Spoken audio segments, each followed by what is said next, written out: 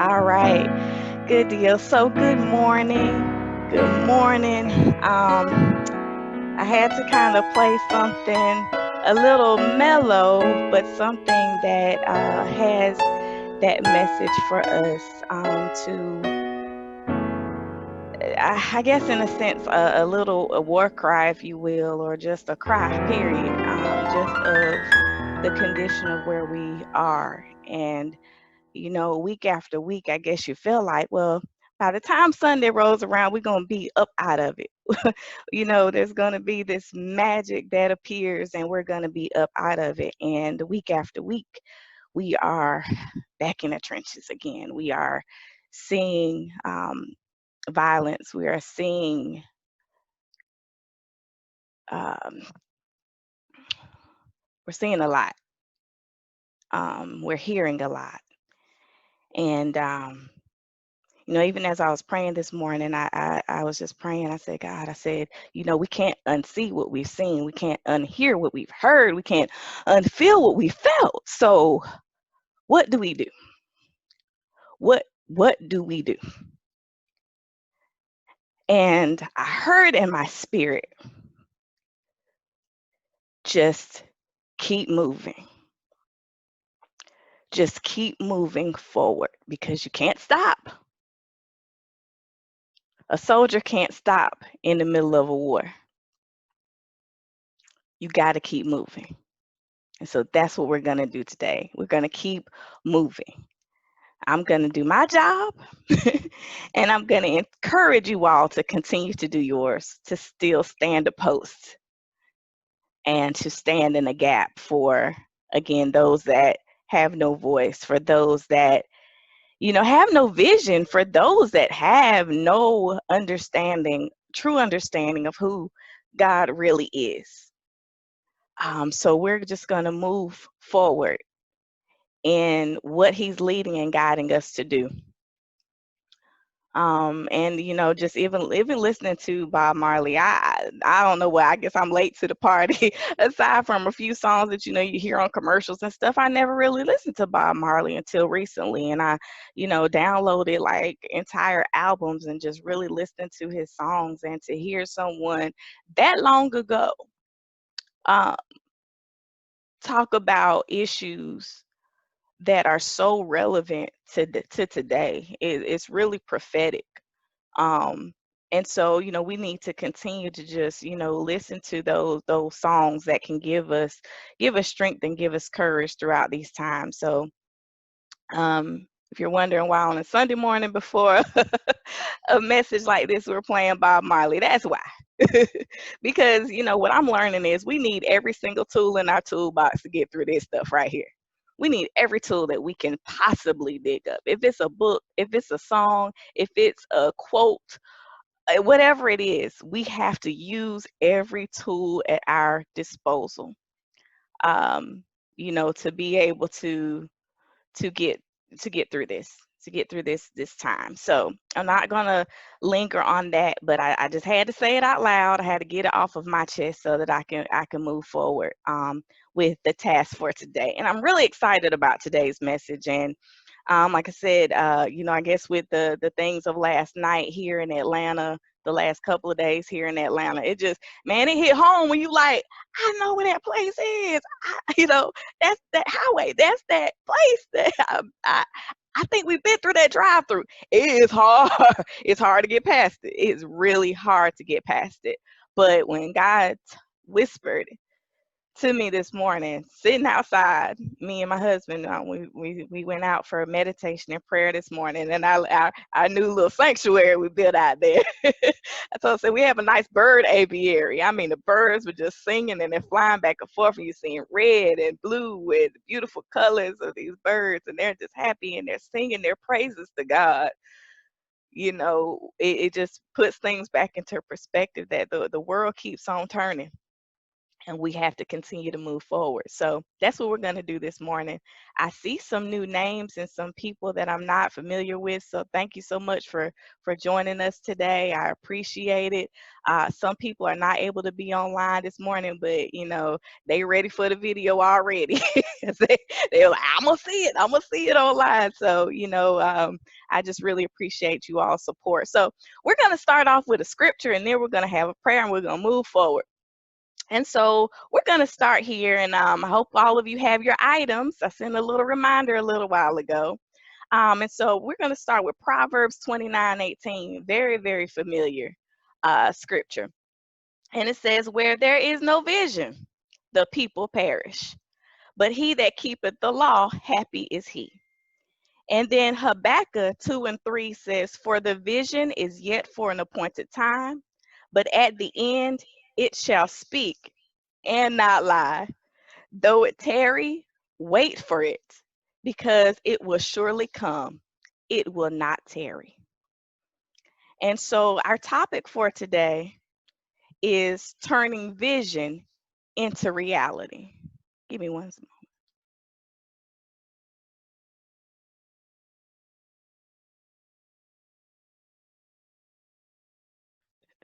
All right.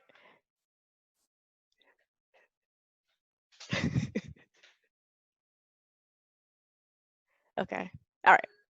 We're good now. Okay. I was hearing myself talk on the other side.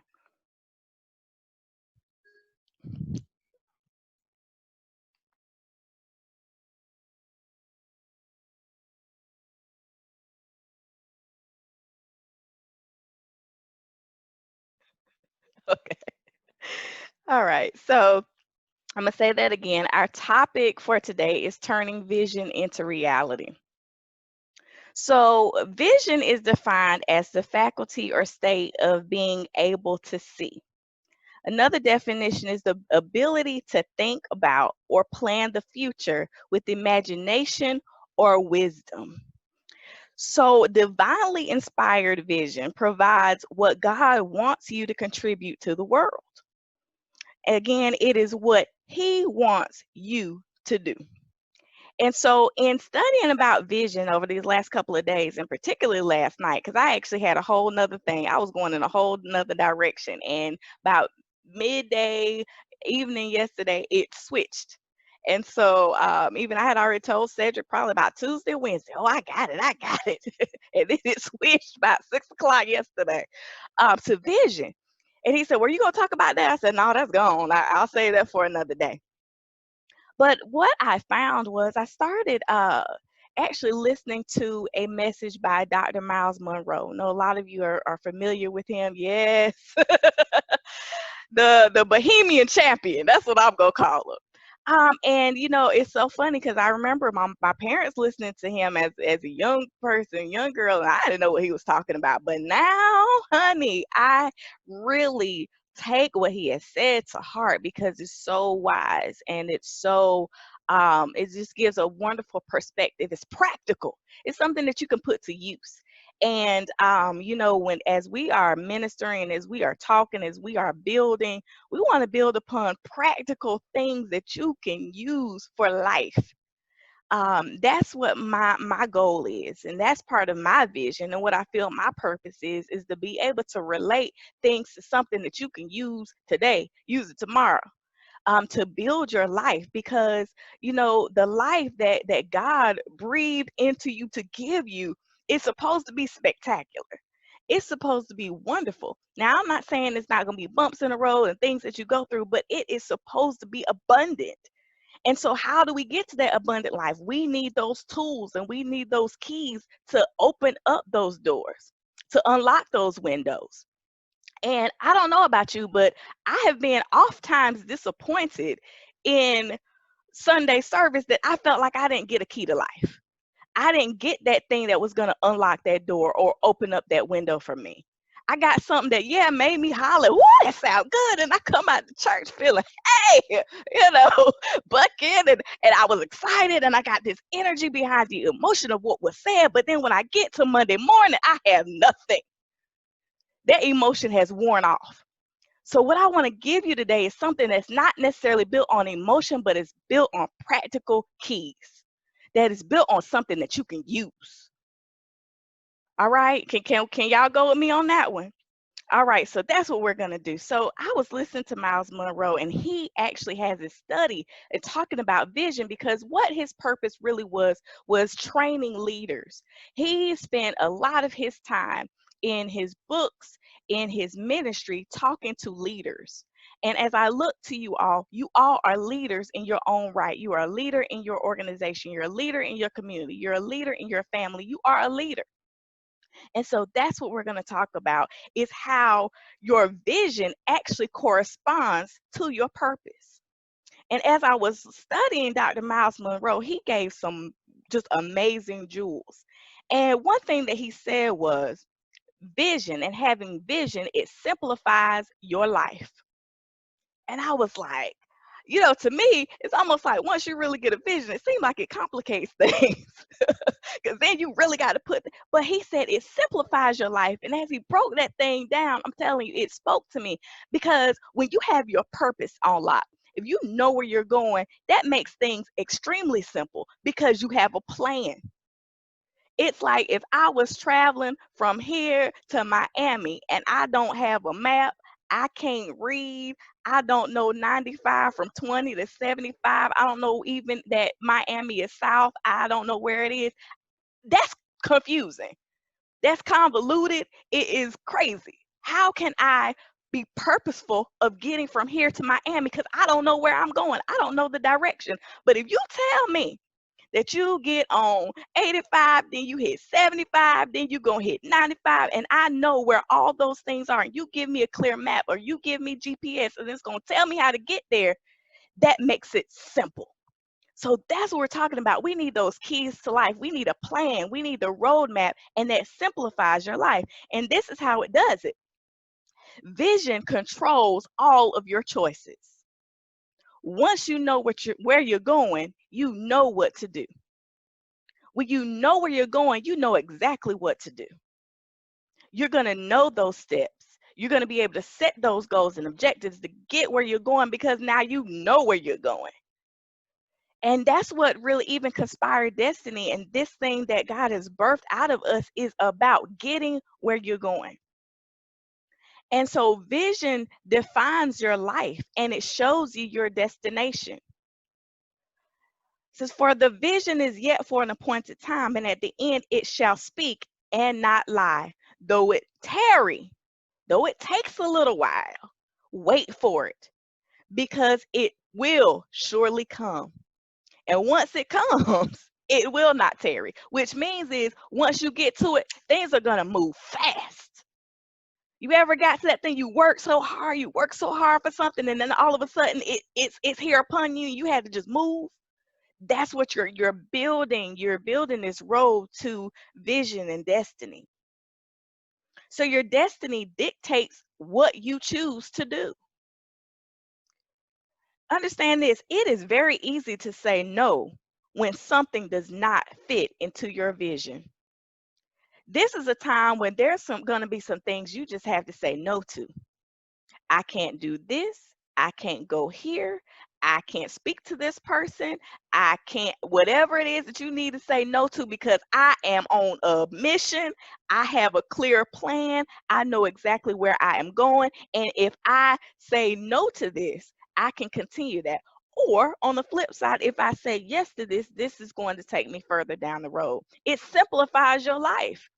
So when you've had those different things and you had to make choices and you had to make decisions about whatever, when you have a clear cut purpose and you know where you're going, you're not going to participate in things that's going to derail you.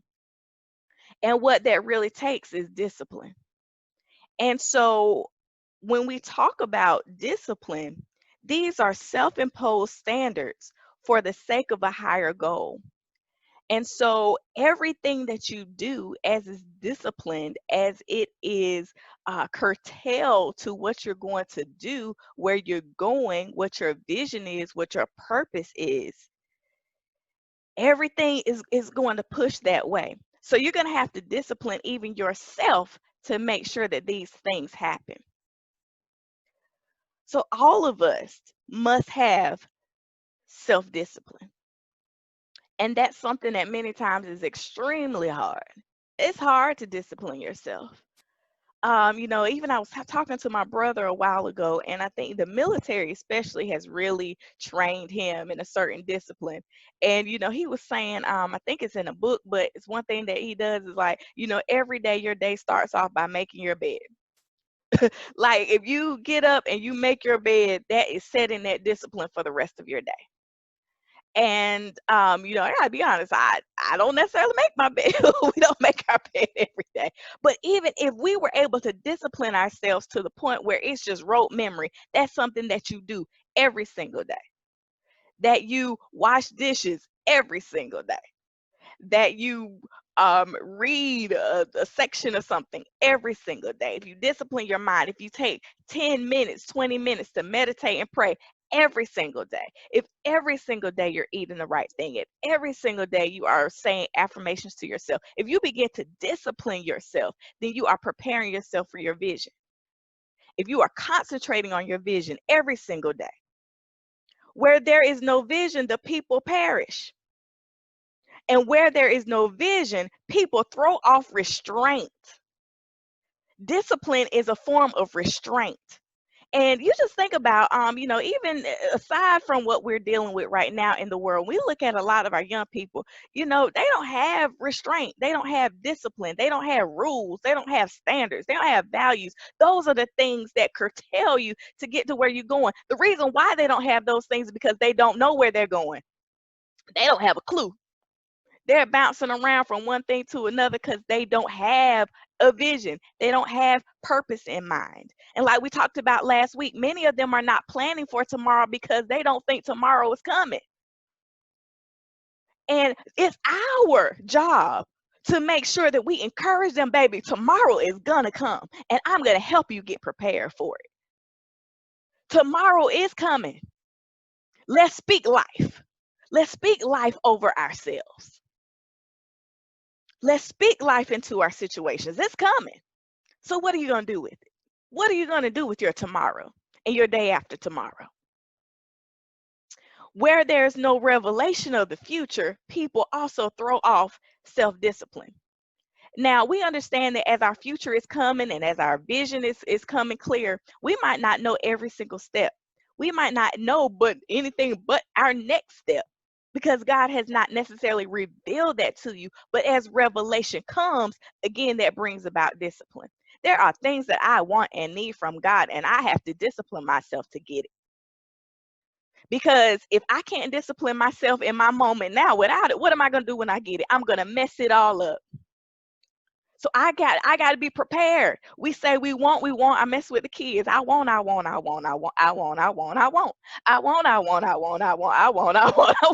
The kids, they want everything. We go to the store. Mommy, I want. Mommy, I want. Mommy, I want this. I want that. They don't know how much it costs. They could care less how much it costs. They don't have discipline. They don't understand. They just think mommy and daddy just got it like that. Y'all got cards, all them cards and bills, and you got $1. $1 can get a whole lot. We go to the Dollar Tree, we can get anything we want. They don't have a concept of what it takes to get those things that they want. And many times that's us. I want God. Oh, I need God. But we are not ready to discipline ourselves to get those things. We're not necessarily ready. So this is about preparing ourselves, laying out the plan, laying out the goals and objectives, having a strategic plan for yourself, for your own life, so that you can line things up and get what you need. So you must find vision that imposes discipline on yourself. And vision is the true source of discipline. So in his book, Becoming a Leader, I told you I was watching Miles Monroe, and as I was really thinking about this thing, y'all went over here to my bookshelf. Okay, not only do I have the book, I got the workbook, fresh and crisp, never cracked them open. Okay, so this is my assignment to myself. I'm reading this book this week. I said, I wonder, did he say? I said, oh, I'm sitting here at my computer and I'm typing, and God's giving me these things about vision. I'm listening to him on the side. And I said, I got a book of Miles Monroe on the bookshelf. And I turned over there, and I know Cedric was like, he was like, what are you doing? I went and I grabbed the books. I said, I wonder, is there something about vision in here? And as soon as I opened it, there it was right there. It's been on my shelf. But if I don't utilize the keys, if I don't utilize the tools, it's just empty and it's dusty on the shelf. We have got to use what we have at our disposal, people. What is in your hand? What's in your hand right now to use to get you to your purpose, to get you to your vision? What's in your hands? What's on your bookshelf? What's in your mind? What's in your imagination to get you where you're going? Don't let it get dusty on the shelf. You got to activate this power. It just doesn't activate itself. And in this book, Becoming a Leader, Dr. Miles Monroe says that visionaries are not satisfied with what's happening. They're interested in what's going to happen and how they can make it happen. So some people just go with the flow. But oh, listen to this. But visionaries create their own flow. Okay, some people just go, hey, you tell me what to do, I'm going to do it. Oh, you guide me. They're waiting for, again, every Sunday morning. Tell me, please tell me what to do. Oh, tell me, lead me, guide me. No, you make your own flow. You make your own way because God has already given it to you. He's telling you what to do. He's telling you where to go. He's telling you how to go. You have got to be the one to activate it. As much as I want to encourage you, and I can sit here and I can encourage you, you have got to activate that thing within yourself. You got to trust that thing within yourself. And you and God have got to get together, and you've got to do it yourself. I can push you, I can encourage you, I can tell you those different tools, but you got to do it. I've got to do it for myself. As smart as I believe I am, as great of an imagination as I have, I've got to activate things. I've got to learn more. I've got to sculpt this thing.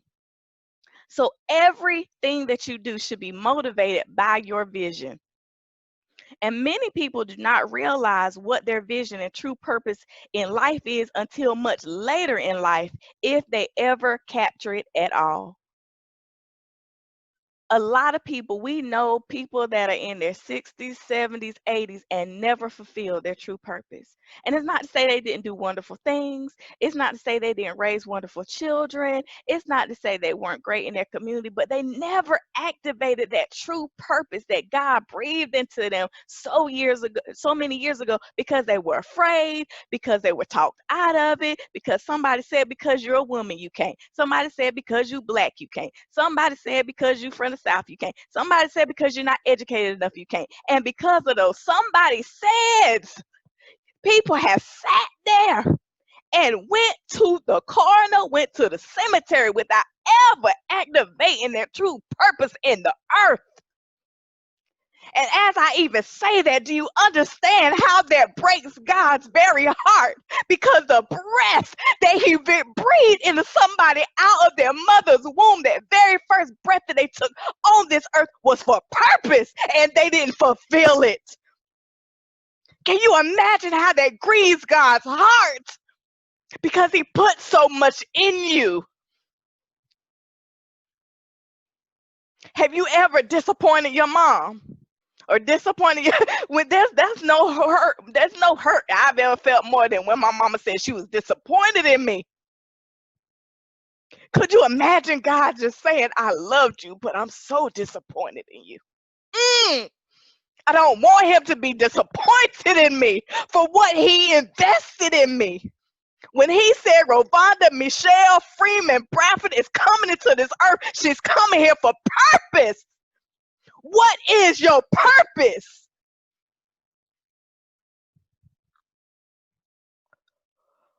We've got to fulfill what God has brought you here to fulfill. Let's not disappoint Him.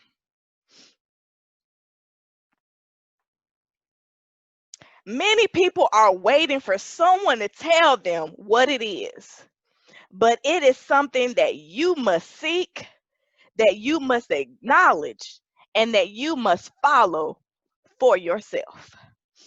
Nobody else can tell you. Now, people can confirm it for you. You know, a lot of times we get confirmation in things, in an email, in a text, in a song, in a passerby. And so you're praying about something, or you're thinking about something, you're concentrating on it, and you get confirmation, but nobody can tell you what it is. You gotta tell yourself, baby. You gotta tell yourself, and you gotta bank on that thing. You gotta believe in that thing. So understanding that it has a life of its own, and although it may be reliant on others to be fulfilled, if you follow the plan that God lays out before you, you're not waiting on them. Actually, many times they and God are waiting on you. You know, a lot of times we feel like, oh, if so and so would have done this, I could have done that. I don't know why they were so slowful and they didn't do this. No, many times we're not waiting on somebody else. They're waiting on us. So we need to recognize that and activate that. We need to move. So I'm going to ask you all a question. As we have been on this journey and we've become co-conspirators, allowing the universe to conspire to give us what we want, do you really know what you want? You exist to fulfill a vision.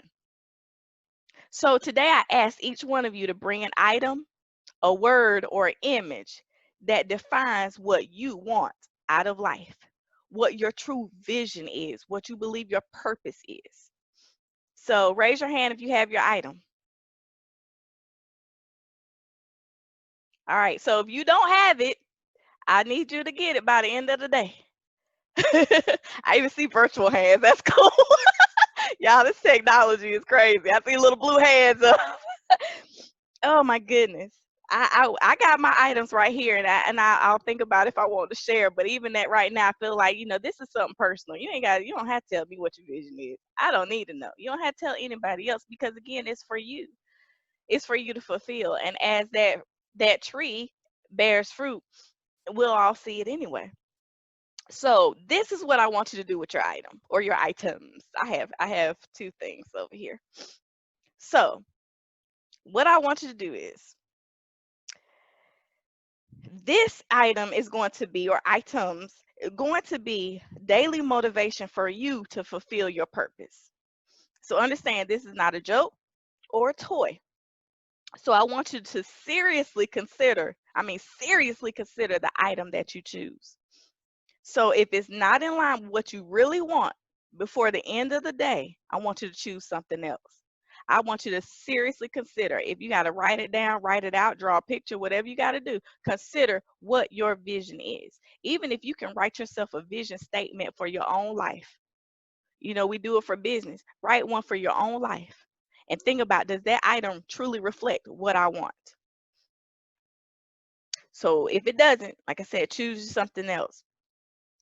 So what I want you to do with this item is to pray over it and imagine what you want to do.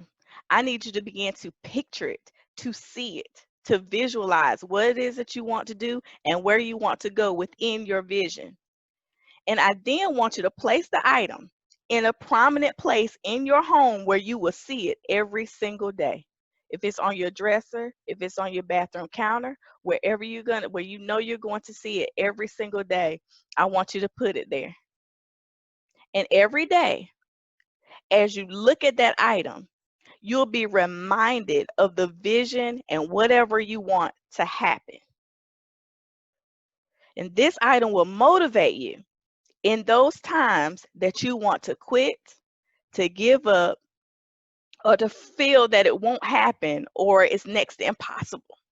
So I want you to look at that item, and I want you to really encourage yourself.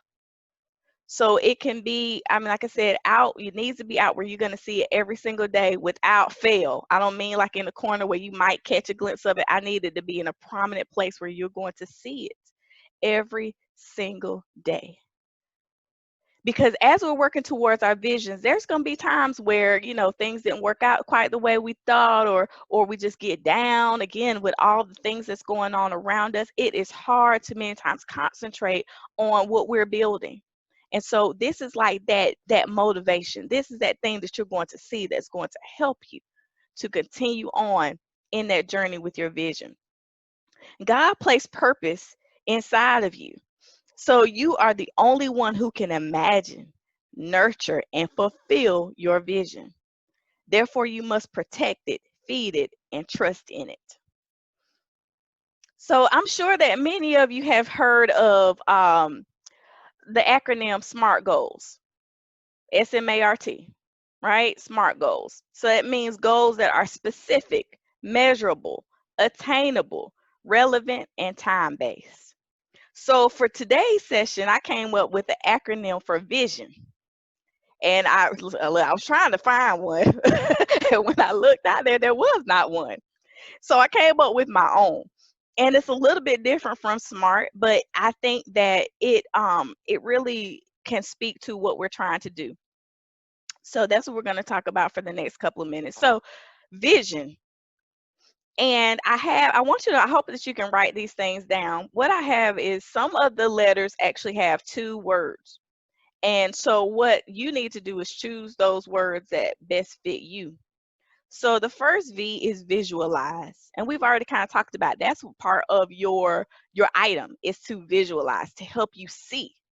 So it's a form of a mental image or to imagine. So you need to visualize what it is that you're working towards.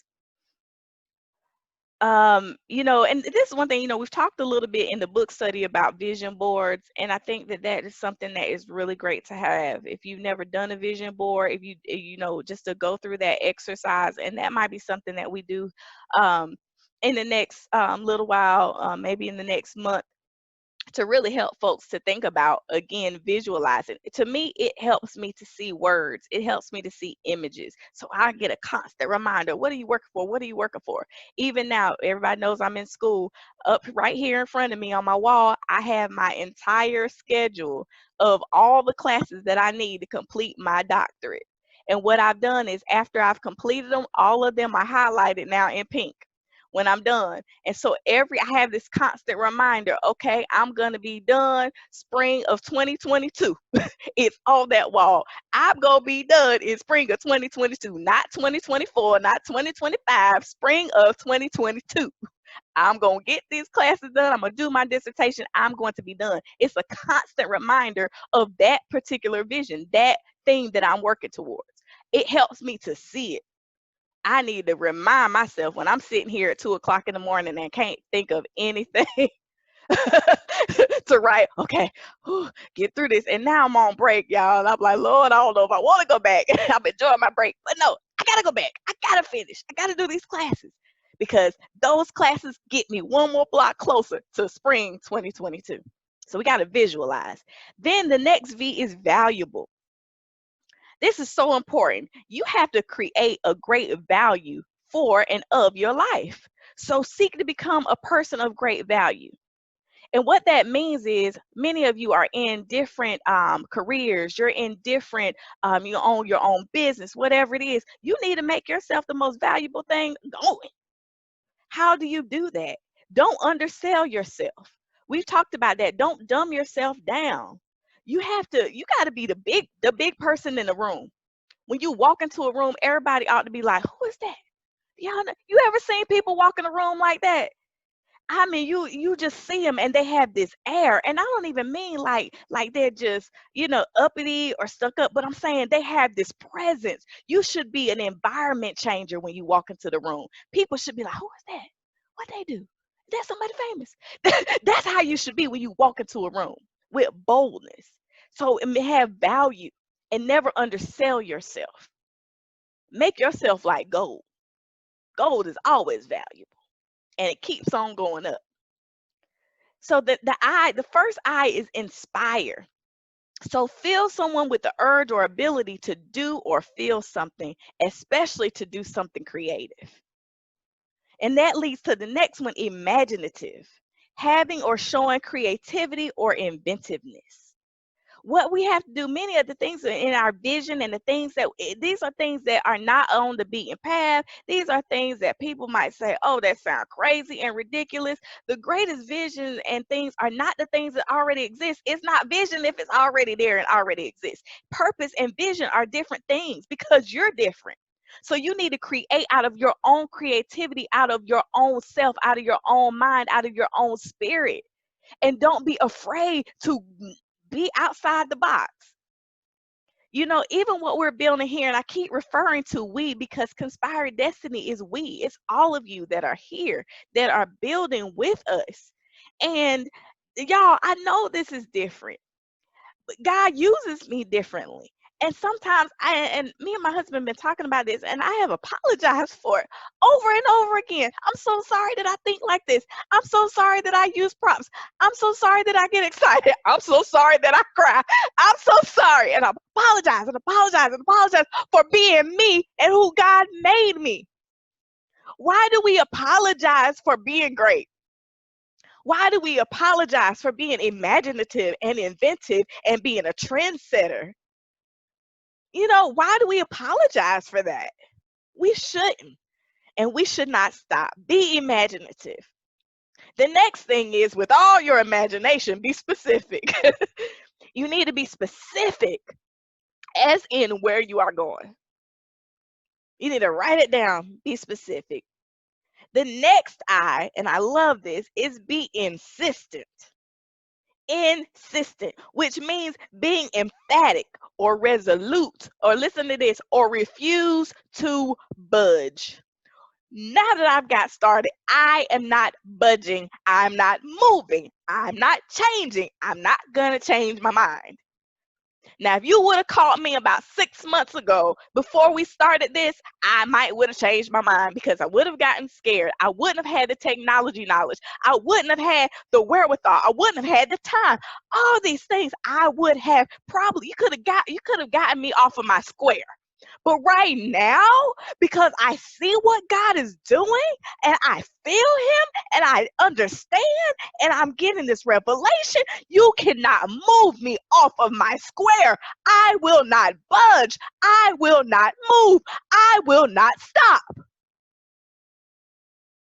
When you have a clear vision and you have a clear purpose, don't let anybody turn you around. Do not stop. Don't even let yourself talk you out of it. Don't you do it. And and anybody that would dare try to talk you out of something that you know God has led you to, you need to shut them down fast and in a hurry. Shut them down. If you are not for me, you are against me, and I can't talk about this. Whew. Mm. The next one is outcome.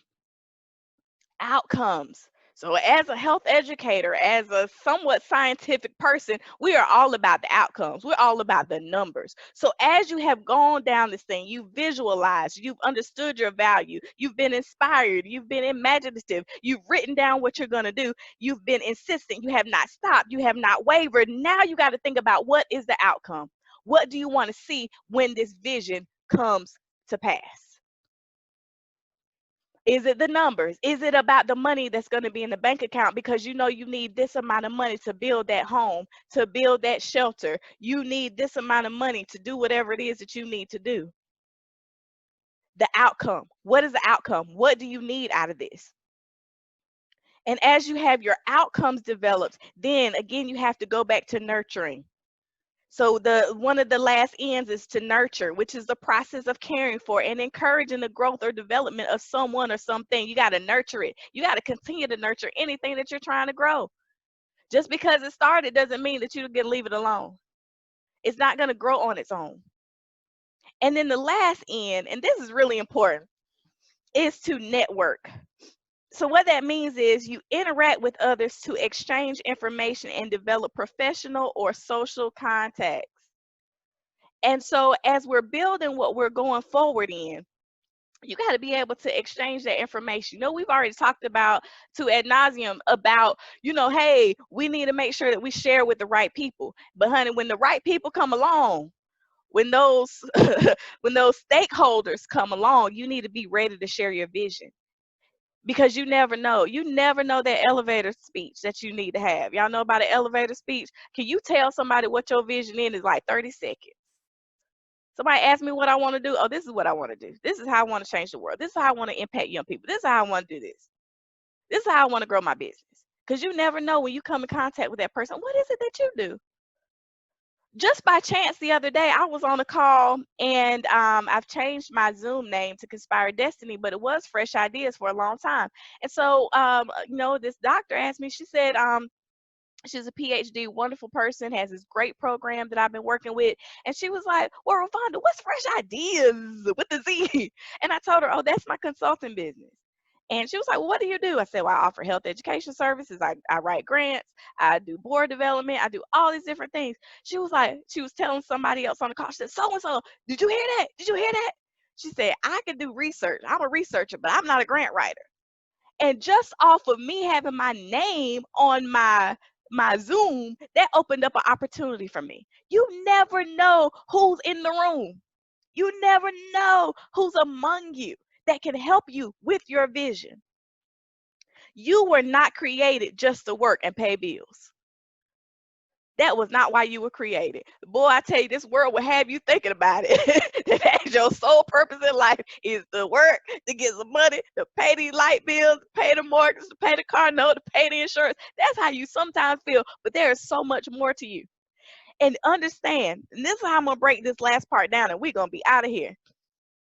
Vision, listen, will choose your future. Vision will choose your friends. Vision will choose your library. Vision will choose your entertainment. Vision will choose how you spend your time. Vision will choose your priorities. Vision will choose your hobbies. Even the games you play should be related to your vision. Vision chooses your diet. Vision chooses how you invest your money. Vision chooses how you write your to-do list for the week. Vision chooses your attitude in life. Vision chooses your lifestyle in your life. Vision chooses your life plan. Vision chooses your values. Vision clarifies purpose, and it empowers you beyond your assets. So don't think about what you don't have. Think about what you do. Vision is not dependent on what you don't have. It takes you far beyond that. Vision creates and attracts resources. If you don't know where you're going, you don't know how much you need. If you think, oh Lord, if I could just have $100,000, I could do da, da, da, da. How do you know? It might take $100 million to do what you're thinking about if you don't know what you're going to do with it. So you need to have it clear cut. When you're writing your plans, you need to think about, how much money do I need? I mean, because right now, I'm looking for buildings. So as I've been looking for buildings, I need to know how much it's going to cost to rent one. I need to know how much it's going to cost to build one. If I need to buy land and build, if there's something that's already there, because I know I want a kitchen. I want an industrial sized kitchen. I would love to have all the appliances already in there. So again, I'm being specific about what I need. I need a big kitchen. I need a big boardroom. I need this. I've started to really picture what it is that I want and how I'm going to fill it. So I need to know, okay, when I'm thinking about these resources, how much money do I need for that? That takes research. That takes time.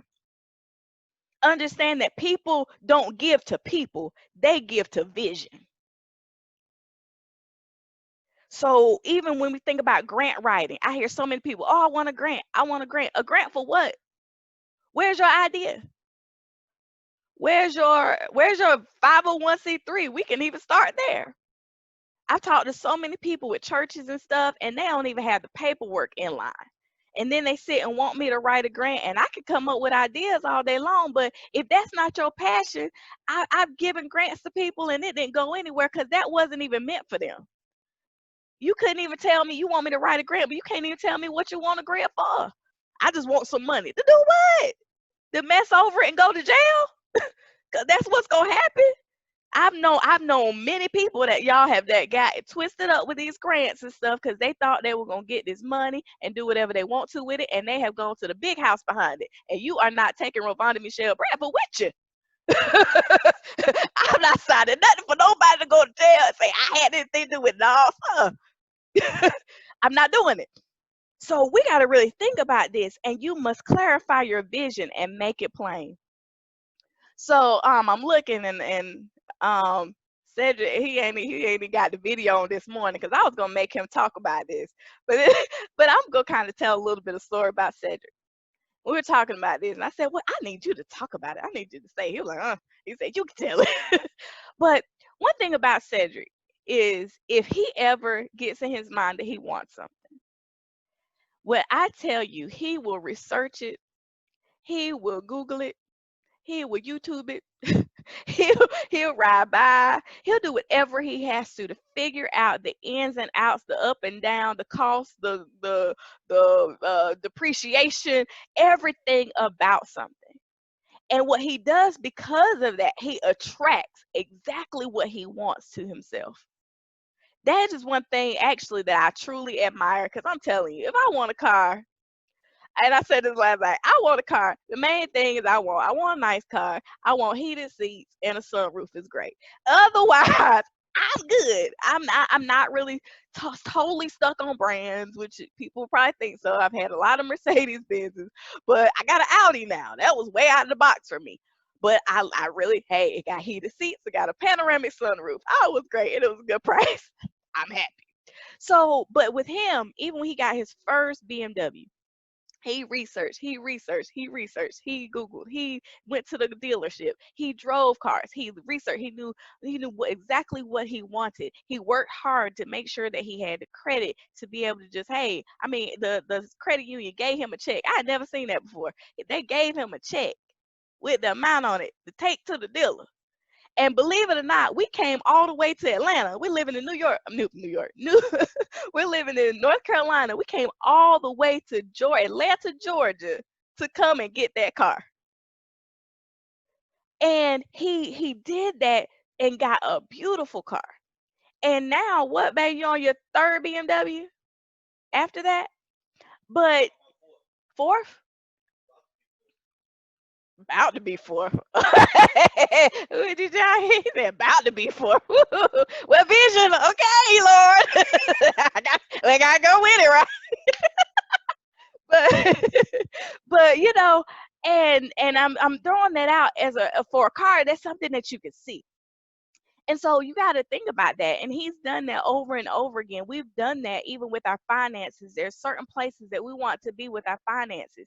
And so we have sat here, we have worked it out, we have done things, even things that were risky, that now you're like, I can't believe that worked. Oh my gosh. But it worked because we put the work in ahead of time. We researched, we Googled, we YouTube, we took little classes. We did those things that put us in that position.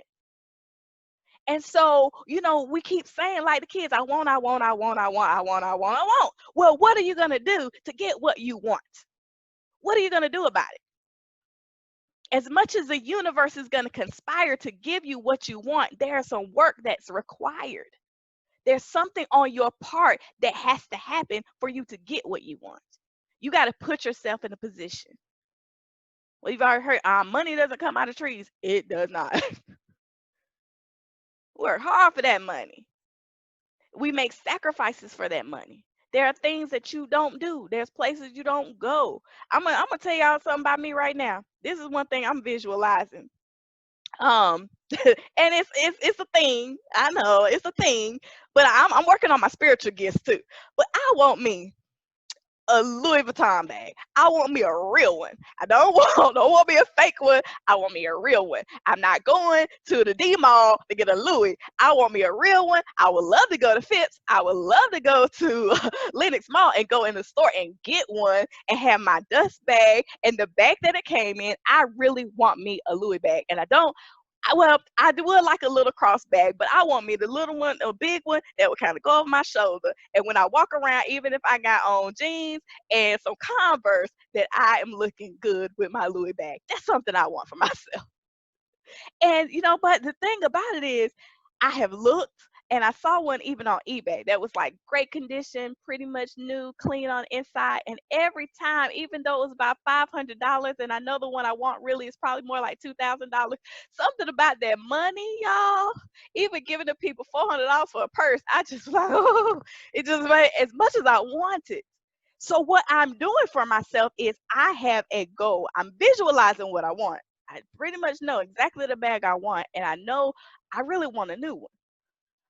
And I know that's going to take some money, right? So what I am doing is I want to put myself in a position where I can go to the store and have the whole experience and purchase a brand new bag, but not put myself in any kind of stress or strain to do it. I'm not trying to take no bill. I want the way made. I am going to materialize this way. If it's with the extra contracting job, whatever it is, where I don't even want to necessarily have to come out of pay, and I don't want to put it on the credit card. I want that. I want it drawn to me, and that's a thing. And I know people like, oh, a Louis bag, but that's just what I want. Okay, so as we think about the things that we want out of life, it might be something trivial. You might want a certain purse. You might want a certain car. You might want a certain, it could be a tangible type of a thing. But as you work towards it, God wants us to have the things that we want too. And so even as we're working on our spiritual things, let's think about those things just that you just want for yourself, just to make yourself feel good. What's wrong with that? There's nothing wrong with that. But the thing about it is as I'm visualizing that thing that I want, I'm visualizing the way to get it. Not to cause harm or to take money from somewhere else that I need to do, but I believe that the way is going to happen to be able to get that thing that I want and to get it the way I want it. eBay is great and all that, and Amazon is awesome, but I want to go to the store and get it. That's just how I want it. And so that's something that I'm going to work towards. So I said, vision clarifies purpose and it empowers you beyond your assets. So stay committed to your vision. Don't lose momentum and don't stop. Listen, folks, until you reach the pyramids. Y'all that have read The Alchemist, you understand exactly what I'm saying. There could be a lot of awesome opportunity, ways that you can make money, ways that you can, change situations and systems. But for you right now, you can't afford to stop until you reach the pyramids. Once you get there and you get your treasure, you can go back to wherever you want to go. But you have got to stay on track with where you're going. It's too important. It's too important for you to get to your ultimate destination and your ultimate purpose. So as we close, I just want to again thank you all so much, and we're just going to have a quick word of prayer. And I want to pray about your vision and even the items that you brought into the room today, and just continue to just pray for our communities and our country. And I know that a lot of us are up under a lot of stress and anxiety. But even in that, God would not have you to be dismayed or necessarily feel like things are hopeless or that there's no end in sight, that there's nothing that we can do, because what He is doing right now, He's arming you to be able to fight this system. He's arming you to be successful. He's arming you to be able to stand in the gap again for those that don't even understand that there's a gap there. A lot of people are moving out of anger and out of fear and not understanding truly what is going on. But in the spirit, we know exactly what's going on. The kingdom has to be torn down to be built back up. And so, that's the position we're in. So if you will bow with me, hands lifted out, palms up. Most gracious Heavenly Father God, first of all, God, we just thank you for this day, God. We thank you for breathing the breath of life into us, God, for this beautiful day. We ask you, God, that right now, God, you just continue to be a healer, that you continue to be a liberator, that you continue to be everything that we need in this moment. God, we pray for grieving families and bereaved families everywhere. So many people are just dealing with so many different emotions, they don't even know which way to turn. God, and we can't unsee what we've seen. We can't unhear what we've heard, and we can't unfeel what we feel. But we ask you, God, that you give us a place to put it, that you give us a clear vision and an open dream, that we can understand where we can put our emotions and our passion and our vigor. So we're asking you today, God, where do you want us to put our emotions? Where do you want us to put our energy? Is it in an organization? Is it into our own children? Is it into our community? Lead and guide us and show us the way, and we will be open to do it. We are open to fulfill our ultimate purpose and our ultimate destiny because we do not want you to be disappointed. Build us up, strengthen us mind, body, and spirit. Unconfound the confused hearts right now in the name of Jesus. God, even the items that we have chosen to point out our vision and our plan, let it be a constant reminder to us, God, of where you have us going and how you are building us up for your glory and for your revealing to these people that are lost. Our people are lost and they need a lighthouse. Let us be the lighthouse, God, that guides our people home. We love you, we praise you, we don't put anything or anyone above you. And we thank you. I thank you for each and every one that's here today, God, and bless their homes, bless their bodies, bless their emotions, bless everywhere that their feet go. On today, God, and even in this week, keep us protected. Keep a hedge of protection all around us, our persons, our property, in the name of Jesus. And we love you and we praise you and we count it done. Amen. So thank you all so much for joining us today. I really appreciate you. I hope that you have a really great week. And again, let's just stay focused, let's stay vigilant, and let's just keep everybody in our families and in our community just pray for and cover, that we can not only, be protected, but that even we make the right decisions. Let's be open to hear where we're supposed to go, when we're supposed to go, when we're supposed to be still. This is a time to use our discerning to the utmost to keep us safe. I love you. See you next week.